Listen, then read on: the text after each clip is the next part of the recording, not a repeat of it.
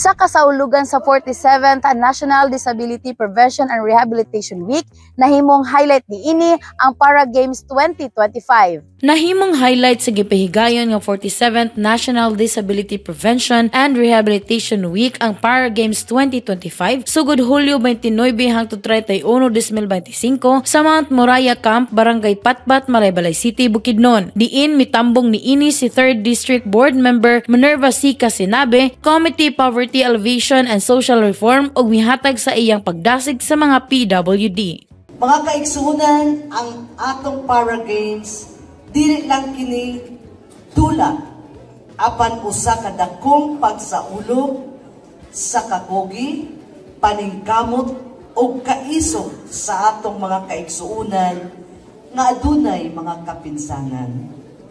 These games are not merely competitions. They are powerful platforms where we witness stories of perseverance, give and victory beyond physical boundaries.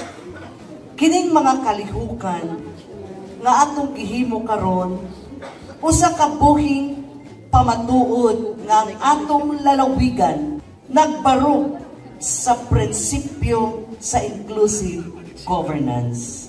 Nga walay usa nga pasagdan o biyaan o dili babag ang kakulian para mo asenso, mo apil, o mudaog sa atong kinabuhi.